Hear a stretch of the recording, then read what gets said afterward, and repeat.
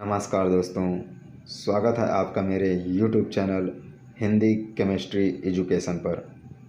आज हम राष्ट्रीय प्रतीक नेशनल इंसिग्निया के बारे में अध्ययन करेंगे।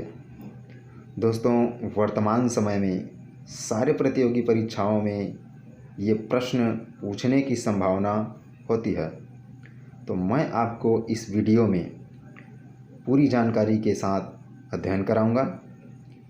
आपको सारी चीज़ों को अच्छी तरीक़े से बताऊंगा। बस आप इस वीडियो को अंत तक देखें, मेरे साथ इस वीडियो में बने रहें।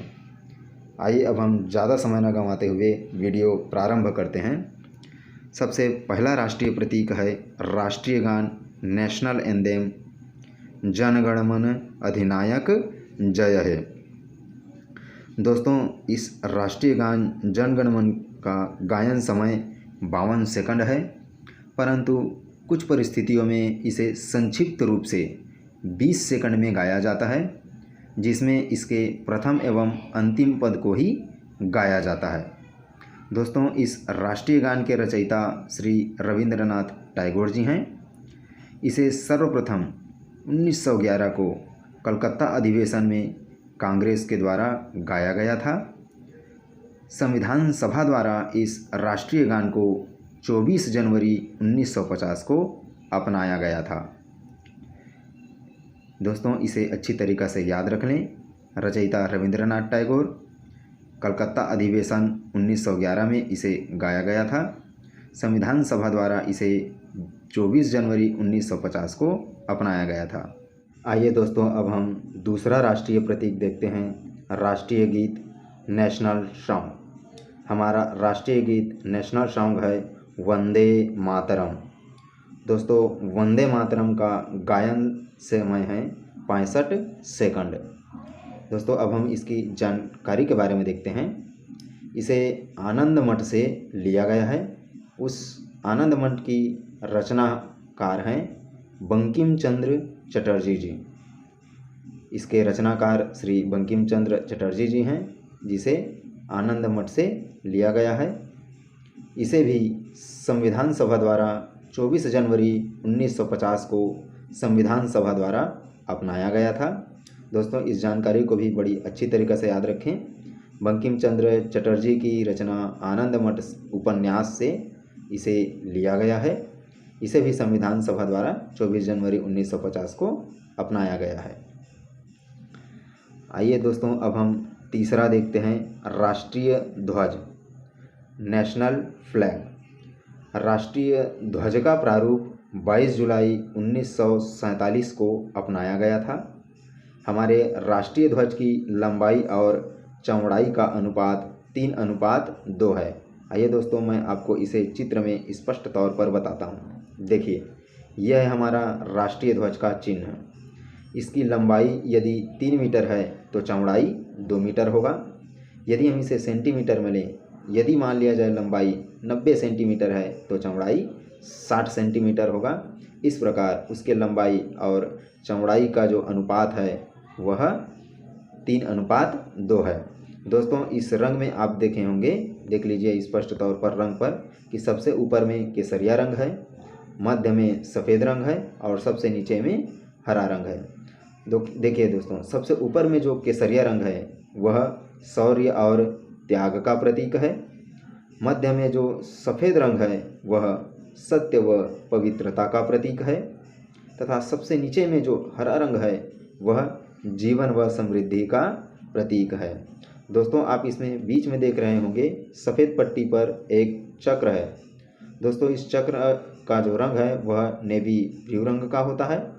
इसमें 24 तिलियों वाला एक अशोक चक्र है, जो कि सारनाथ स्तंभ से लिया गया है। दोस्तों, यह जो ध्वज है वह 3 रंग का है, इसलिए इसे हम तिरंगा भी कहते हैं। यह जो चक्र है वह निरंतरता एवं प्रगति का प्रतीक है। दोस्तों, हमारे ये जो तिरंगा झंडा है, इसका जो डिजाइन है उसे पिंगाली वैकेया ने किया है। उसी समय एक झंडा गीत गाया गया था, विजयी विश्व तिरंगा प्यारा, झंडा ऊंचा रहे हमारा। दोस्तों यह जो झंडा गीत है उसे श्यामलाल गुप्ता जी ने गाया था। आइए दोस्तों अब हम तीसरा राष्ट्रीय प्रतीक देखते हैं, राष्ट्रीय चिन्ह नेशनल एम्बलम। दोस्तों राष्ट्रीय चिन्ह में 3 सिंह एवं नीचे दाईं ओर बैल तथा मध्य में एक चक्र होता है और उस चक्र के बाईं ओर घोड़ा दृश्य विजिबल है। दृश्य विजिबल का तात्पर्य होता है कि हम उसे अपने आँखों से स्पष्ट तौर पर देख सकते हैं। आइए दोस्तों मैं आपको वह दिखाता हूँ। देखिए ये है हमारा राष्ट्रीय चिन्ह। इसके सबसे ऊपर की ओर देखिए 3 सिंह हैं तथा नीचे की ओर एक मध्य में चक्र है जिसके बाईं ओर बैल तथा दाईं ओर बैल तथा बाईं ओर एक घोड़ा स्पष्ट तौर पर दिख रहा है तथा इसके नीचे पर एक वाक्य लिखा है सत्यमेव जयते, अर्थात सत्य की हमेशा जीत होती है। दोस्तों इसे अच्छी तरीक़ा से देख लीजिए राष्ट्रीय चिन्ह को। यह जो राष्ट्रीय चिन्ह में 3 सिंह हैं वह शक्ति, साहस एवं विश्वास का प्रतीक है। आइए दोस्तों अब हम अगला राष्ट्रीय प्रतीक देखते हैं, राष्ट्रीय पंचांग नेशनल कैलेंडर। दोस्तों राष्ट्रीय पंचांग के रूप में संविधान सभा ने इसे 22 मार्च को 1957 में अपनाया था। जिस प्रकार राष्ट्रीय गान राष्ट्रीय गीत को 24 जनवरी 1950 को अपनाया गया था, उसी प्रकार राष्ट्रीय पंचांग के रूप में शक संवत को 22 मार्च 1957 को संविधान सभा द्वारा अपना लिया गया। शक संवत ही हमारा राष्ट्रीय पंचांग है। दोस्तों शक संवत बनाते कैसे हैं? शक संवत बनाने के लिए आपको क्या करना पड़ेगा, जो वर्तमान समय चल रहा होता है उस पर आप 78 को घटा दीजिए तो आपका शक संवत बन जाएगा। दोस्तों वर्तमान समय में 2021 चल रहा है तो आप 2021 में 78 घटा देंगे। 78 घटाने से जो उत्तर प्राप्त होगा वही क्या होगा, शक संवत होगा। हमारे कैलेंडर में वर्तमान समय में विक्रम संवत चलता है, तो विक्रम संवत कैसे बनाया जाता है? विक्रम संवत में वो जो है 57 BC का होता है, तो BC को जोड़ा जाता है और AD को घटाया जाता है। तो आप वर्तमान समय का जो सन है उस पर 57 जोड़ देंगे और जोड़ने से जो उत्तर होगा वह विक्रम संवत होगा।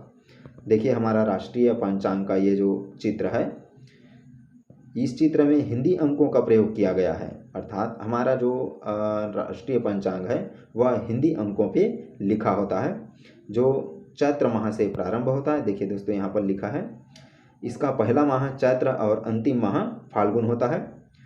ये भी 12 माह का होता है, चैत्र, वैशाख, ज्येष्ठ, आषाढ़, श्रावण, भाद्रपद, कुंवार, कार्तिक, अगहन, पौष, माघ और फाल्गुन। इस प्रकार यह भी 12 माह का होता है। दोस्तों ये जो चैत्र है या कोई भी माह है उसमें 2 पक्ष होता है, एक कृष्ण पक्ष होता है और दूसरा शुक्ल पक्ष होता है। कृष्ण पक्ष में 15 दिन और शुक्ल पक्ष में भी 15 दिन होता है। दोस्तों कृष्ण पक्ष में रात को ज़्यादा अंधेरा होता है, जबकि शुक्ल पक्ष में प्रकाशवान होता है, क्योंकि उस समय चंद्रमा का प्रकाश आता है। आइए दोस्तों अब हम अगला देखते हैं, राष्ट्रीय प्रतीक राष्ट्रीय पशु नेशनल एनिमल। दोस्तों हमारा राष्ट्रीय पशु है बाघ, जिसे अंग्रेजी में टाइगर कहते हैं। यहाँ पर एक और शब्द लिखा है पैंथेरा टाइग्रिस। इसका क्या मतलब है? दोस्तों ये उसका वैज्ञानिक नाम है, साइंटिफिक नेम है। आइए मैं आपको बताता हूँ बाघ का चित्र। ये देखिए दोस्तों, ये है हमारे राष्ट्रीय पशु का चित्र। यदि ये सामने होता तो कितना अच्छा होता, परंतु हम उसको देखते ही वहाँ से 9 2 11 रफू चक्कर, है ना, भले दूर से देखने में अच्छा लगता है। दोस्तों ये जो हमारा राष्ट्रीय पशु है वह बहुत ही सुंदर, स्फूर्तिला और चालाक होता है। आइए अब हम अगला देखते हैं, राष्ट्रीय प्रतीक राष्ट्रीय विरासत पशु नेशनल हेरिटेज एनिमल। दोस्तों विरासत मतलब होता है धरोहर, है ना, तो राष्ट्रीय धरोहर पशु क्या है? विरासत पशु हाथी। आइए मैं आपको चित्र दिखाता हूँ कैसा दिखता है। ये है दोस्तों, आप सबको पता ही होगा कि हाथी कैसा दिखता है। आप लोग अधिकतर जब जैसे गांव एरिया है वहाँ से जब हाथी गुजरता है तो बच्चे उसे बड़े ही उत्साहित तौर पर देखते हैं तथा उस पर सवारी करने के लिए वो ललायित होते हैं। हाथी सभी को अच्छा लगता है, सब गाना गाए होंगे, धम्मक धम्मक आता हाथी, धम्मक धम्मक जाता हाथी, लंबी सूंड हिलाता हाथी, है ना। तो आइए सब आप उसको अच्छी तरीक़ा से जानते होंगे। आइए अब हम अगला देखते हैं, राष्ट्रीय जलीय जंतु नेशनल एक्वाटिक एनिमल। दोस्तों राष्ट्रीय जलीय जंतु है डॉल्फिन। डॉल्फिन इसका साइंटिफिक नेम है प्लेटेनिस्टा गंगेटिका। आइए दोस्तों अब हम उसका चित्र देखते हैं। ये देखिए, ये है हमारा डॉल्फिन का चित्र। दोस्तों डॉल्फिन भी देखने में बड़ा ही सुंदर दिखाई देता है। ये थोड़ा विशालकाय होता है, अर्थात थोड़ा इसका जो शरीर है वह बड़ा होता है, परंतु मानव के साथ इसका अच्छा संबंध होता है। ये उनसे अच्छी तरीक़ा से व्यवहार करते हैं। वर्तमान समय में आप कई सारे वीडियो भी देखे होंगे जिसमें मनुष्य जो है इसे अच्छी तरीक़ा से ट्रेनिंग दे करके कई सारे काम भी करवाते हैं। आइए दोस्तों अब हम देखते हैं अगला राष्ट्रीय प्रतीक, राष्ट्रीय पक्षी नेशनल बर्ड। हमारा राष्ट्रीय पक्षी नेशनल बर्ड है मोर, द इंडियन पीकॉक। इसका साइंटिफिक नेम है पावो क्रिस्टेटस। दोस्तों आप मोर को कई बार देखे भी होंगे जब आप उद्यान वगैरह पर घूमने जाते हैं। तो आइए मैं आपको इसका चित्र बताता हूँ। ये देखिए, ये है हमारा राष्ट्रीय पक्षी मोर का चित्र। देखने में बहुत ही सुंदर लगता है क्योंकि इसके शरीर रंग बिरंगा होता है।